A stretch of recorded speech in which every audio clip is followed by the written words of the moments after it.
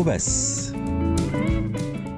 هدف الجنس الرئيسي هو بلوغ الحب الحقيقي والاتحاد بين الزوجين والاستقرار النفسي. عشان كده نلاقي ان الثورة الجنسية بتهدى بعد الزواج، ويزهد الزوجين في اللذة الحسية ويتجاوزوها نحو حب راقي. في الحقيقة متى خضعت الحياة الجنسية للحب الراقي تحرر الفرد من عنوان الغريزة وتهدأ نفسه وتعطيها استقرار وتضفي لهيب العواطف الجنسية. عشان كده نلاقي الجهاد الروحي أمر هام جدا للحفاظ على النقاوة الزوجية الجنسية، حتى يتحقق الهدف الاتحادي اللي ينمو يوما فيوما إلى يبلغ الزوجين الملكوت السماوي ويتكللان مع الكنيسة حين تزف إلى عريسها الحقيقي. نظرة المسيحية العلاقة الزوجية الحميمة هي ليست مجرد لقاء جسدي، بل تعبير عن الحب الحقيقي ومثالا للبذل والتضحية وتخلصا من الأنانية والذاتية. وده معناه أن العلاقة الزوجية الحميمة علاقة نقية طاهرة ما دامت القلوب نقية طاهرة. ونلاقي ده بيأكده معلمنا بولس الرسول: ليكن الزواج مكرما عند كل واحد والمضجع غير نجس، أما العاهرون والزنا فسيدينهم الله.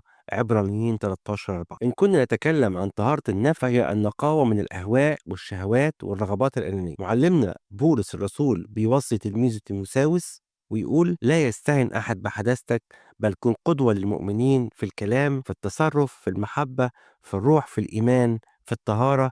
تيموثاوس الأولى 4:12. من الأفكار الغلط اللي تحتاج إلى إعداد نفسي هو عدم فهم الاستقرار الزواجي. جوهر الاستقرار الزواجي بين الزوجين هو التفاهم والحب الحقيقي والاحترام المتبادل والهدف المشترك والاتفاق معا على حب الله. وعلى هذه الأرضية الصلبة يبنى الاستقرار الزواجي. شخصية الطفل بتنمو من نوعية البناء الزواجي والاستقرار الزواجي، فتكوين شخصية الطفل يعبر عن حياة الأبوين والمناخ اللي بينشأ، سواء مناخ خلافات زوجية أو مناخ أسرة ناجحة فيها توافق زوجي. وفي النهاية عايزين نقول إن الجواز هيكون شهر عسل لما يكون الهدف من الجنس بلوغ الحب الحقيقي والاتحاد بين الزوجين. كلمتين وبس. إعداد وتقديم صموئيل القمص، ماجستير مشورة، جامعة هولي.